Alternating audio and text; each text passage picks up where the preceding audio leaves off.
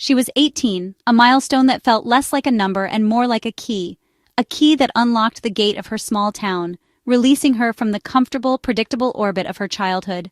For her, this sprawling university campus, bathed in the forgiving glow of a late August afternoon, didn't just smell like freedom, it smelled like the rest of her life.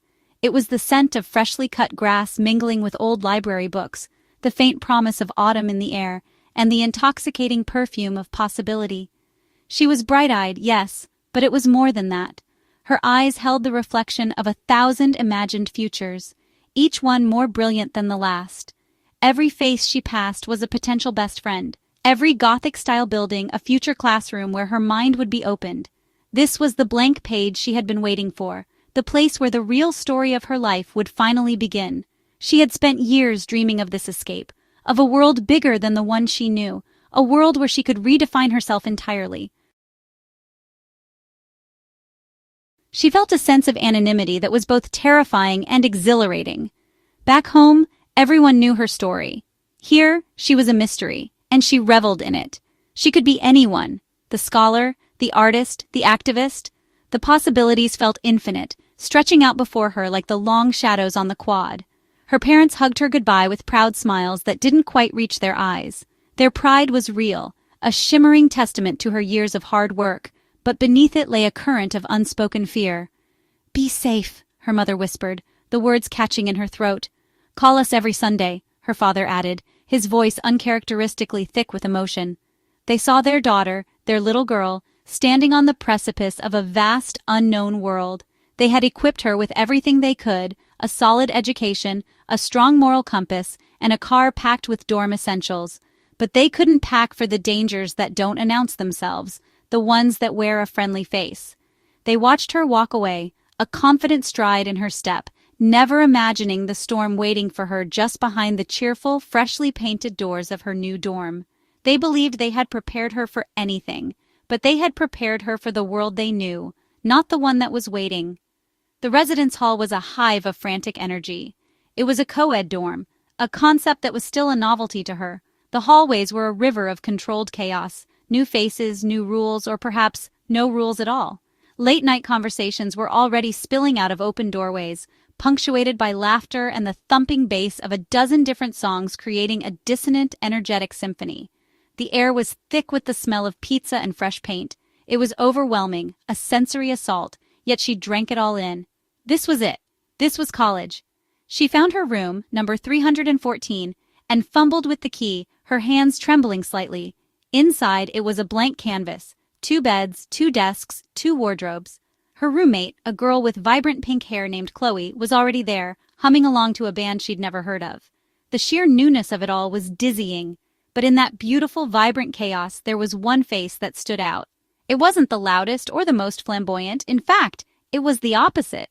Amidst the frantic energy of 18-year-olds wrestling with futons and parents giving tearful final instructions, there was a point of stillness, a center of gravity. He was older, not just a little older, the way a sophomore seems ancient to a freshman. This was a different kind of age. It was in the way he carried himself, a settled confidence that the boys her age tried to imitate but never achieved. He was 5 years older, 23, but still living in the dorms. A fifth-year senior, he would later explain, a resident advisor with a single room at the end of the hall. He was surrounded by freshmen, moving among them with an easy grace like he belonged there. But he didn't. Not really.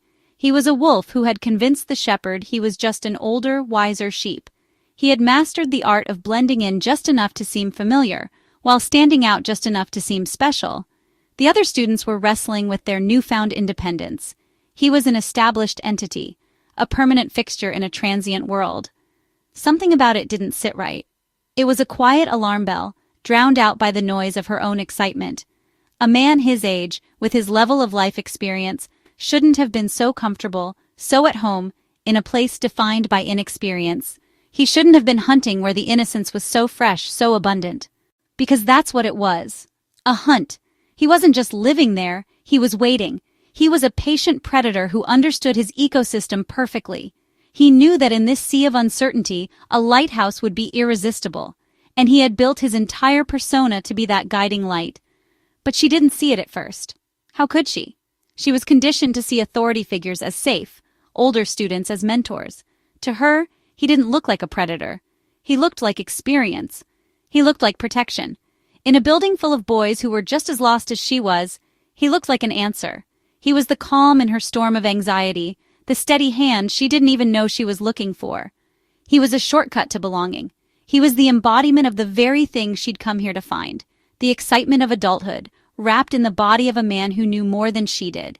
He knew which professors were easy graders, which dining hall had the best food on Tuesdays, and which parties were worth going to. He was a walking, talking campus guide, but the map he was offering led to a place she never intended to go. He was a fantasy, a ready-made college boyfriend who was also a protector and a guide.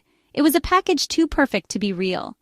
The first conversations were harmless, textbook examples of his method. He appeared at her door just as she was struggling with the last, heaviest box from her car. "Need a hand with that?" he'd asked, his voice a low, reassuring rumble. It wasn't a question. It was a gentle command. He lifted it with an ease that made her feel delicate and carried it into her room. He didn't just drop it and leave. He stayed. He asked her name, her major, where she was from. He listened with an intensity that made her feel like the most interesting person in the world. He was building a profile, gathering data, but to her it felt like genuine interest. Then came the late-night snacks in the nearly empty cafeteria. After her roommate was asleep, she'd find herself drawn to the common room, and somehow, he'd be there too, as if by chance. He'd suggest a walk to the 24-hour cafe. Under the fluorescent lights, over lukewarm coffee and shared fries, he unspooled his own story, a carefully curated narrative of a small-town boy just like her, who'd struggled at first too. He created a false equivalency between his past and her present, making him seem not like a predator, but like a kindred spirit who had simply navigated the maze a few years ahead of her. His voice was always smooth, his eyes always watching. He never looked away first. It was a subtle power move she mistook for rapt attention. He would mirror her body language, laugh just a second after she did, validate every uncertain opinion she tentatively offered. He was a master of psychological grooming, laying a foundation of trust and dependency, brick by careful brick. He made her feel seen, understood, and special, all while isolating her from the peers she should have been bonding with. Before long, he had her wrapped up, a silken web of attention and affection that felt like a safety net. He was her first text in the morning and her last call at night. He walked her to her classes, saved her a seat at lunch, and became the center of her new universe. The campus that had once seemed infinite with possibility began to shrink, its borders defined by him. She was entangled in something that didn't feel dangerous, because he had designed it to feel like love. It wouldn't be until it was far too late that she'd realize a safety net and a spider's web are, in the end, the same thing. A trap. The first few months had been a whirlwind, a dizzying, intoxicating blur of late-night talks and stolen kisses in campus corridors. He had painted a future for them so vivid, she could almost touch it. She believed in it. She believed in him. But lately, a subtle chill had crept in. His texts became shorter, his excuses for being busy, more frequent. She told herself it was just the stress of midterms, that the magic was still there, just buried under deadlines and expectations. But a deeper, more primal anxiety was taking root. A missed cycle, a persistent low-grade nausea she'd been blaming on bad cafeteria food. So she found herself in the sterile silence of the communal bathroom at 2 a.m., the hum of the fluorescent light a mocking soundtrack to the 3 longest minutes of her life. She stared at the little plastic stick on the tiled counter, not daring to breathe. And then, the lines appeared, unmistakable, positive. The word echoed in the sudden, roaring silence of her mind. Positive. A confirmation of life and a death sentence for the fragile piece she had been clinging to. Her hands shook, a violent tremor that started in her fingertips and radiated through her entire body. Her chest tightened, a band of pure, cold panic squeezing the air from her lungs. This wasn't part of the beautiful future he had painted. This was a complication, a terrifying, life-altering reality. For a fleeting moment, a tiny, treacherous flicker of hope ignited in the darkness. Maybe this would be the thing that brought them back, the thing that solidified their love, that made the future real. She had to tell him. She rehearsed the words in her head, trying to find a version that sounded hopeful, not terrified. She chose her words carefully, sending a simple text. "Can we talk?" He met her at their spot by the lake, the place where he'd first told her he loved her. But the warmth of that memory was gone, replaced by a biting wind that whipped across the water.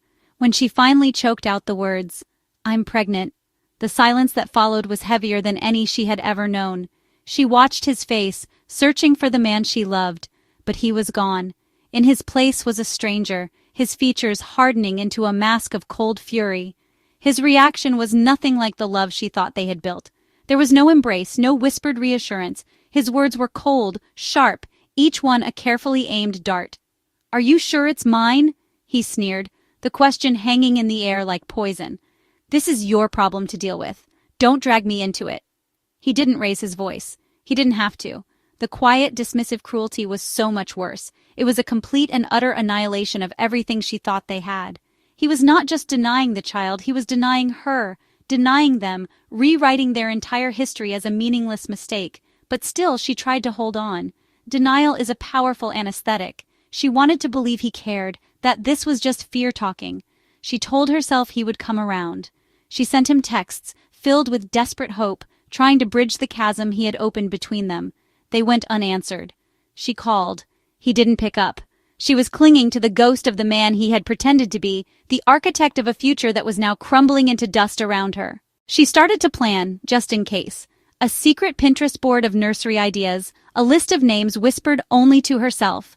A fragile fantasy built to hold back the crushing weight of reality. But then came the pain.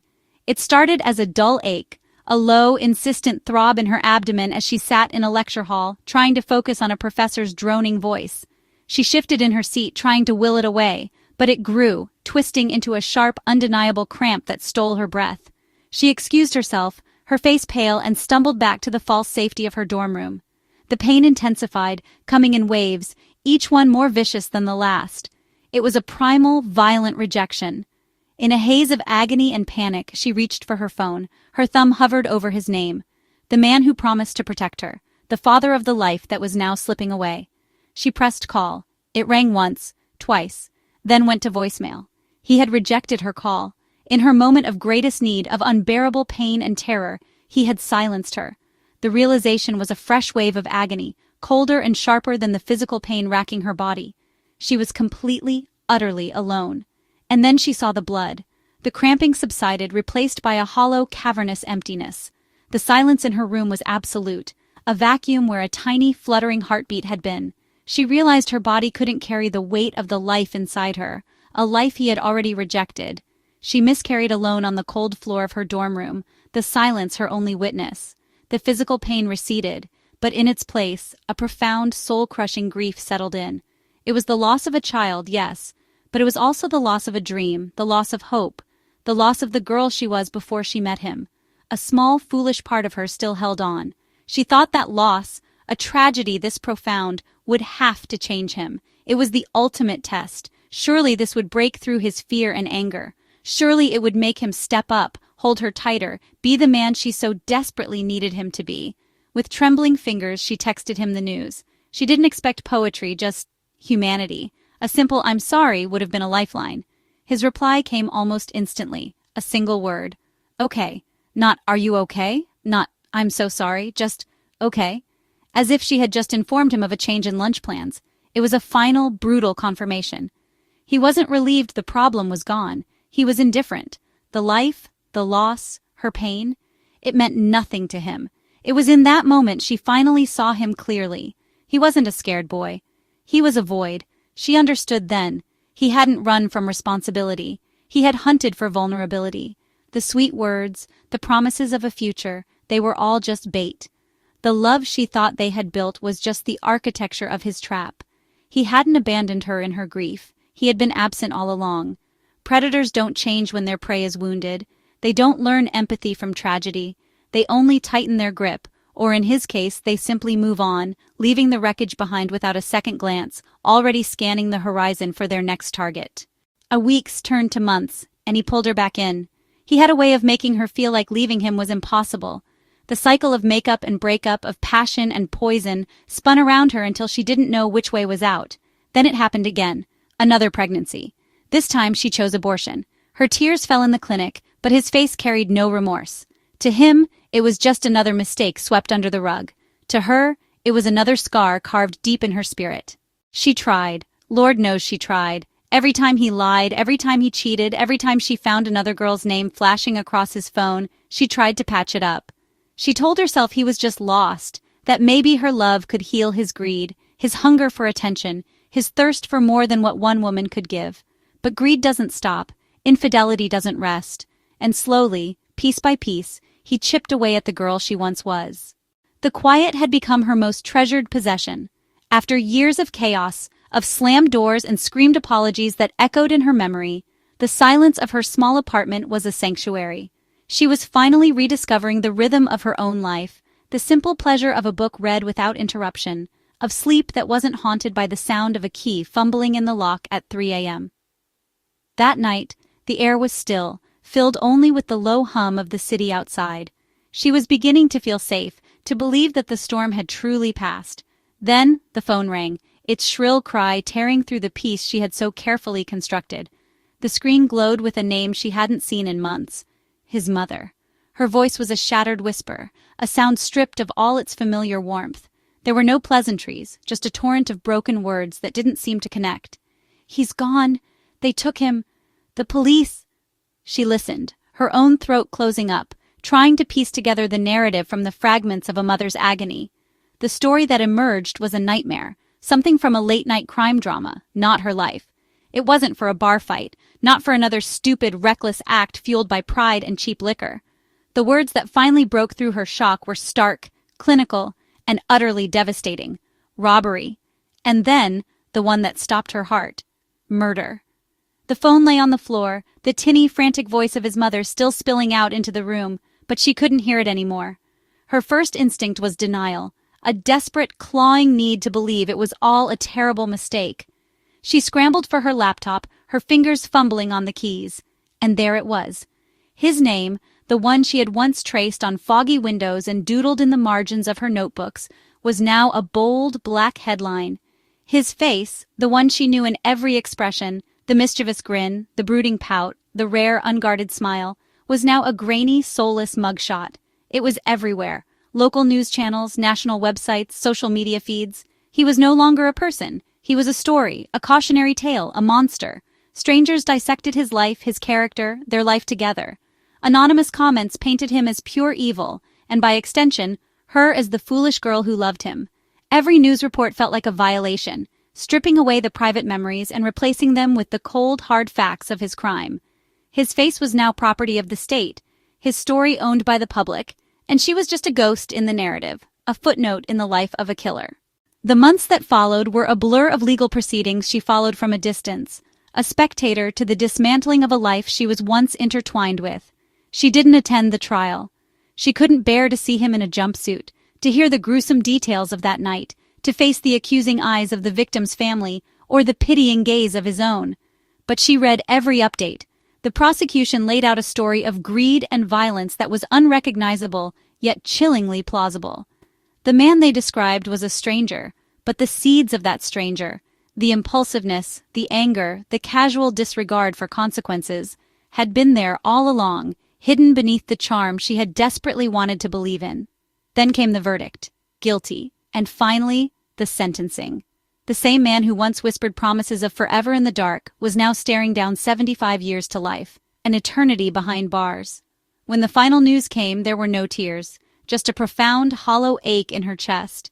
It wasn't the sharp pain of heartbreak she had felt when they finally ended things. This was something heavier, more complicated.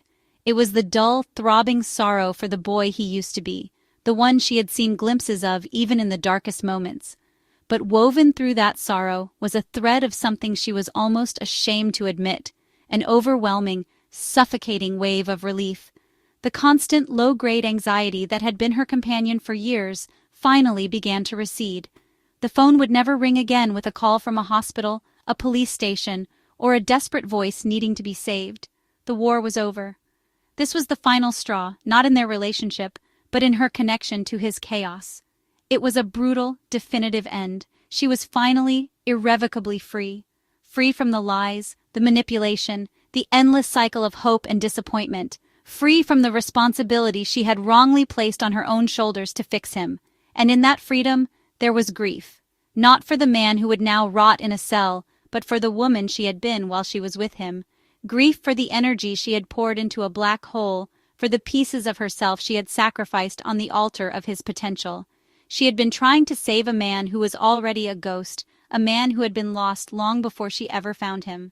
And now, standing in the quiet of her own life, she could finally begin the long, slow process of finding herself again. Looking back, she realized she was prey from the start, a freshman with wide eyes, caught by a man who should have known better but chose not to. His greed, his lust, his infidelity, it all left her scarred but not broken. That co-ed dorm had been her trap, but it also became the stage for her survival. And though he sits behind bars counting years, she walks free, piecing herself back together, no longer bound by his shadow.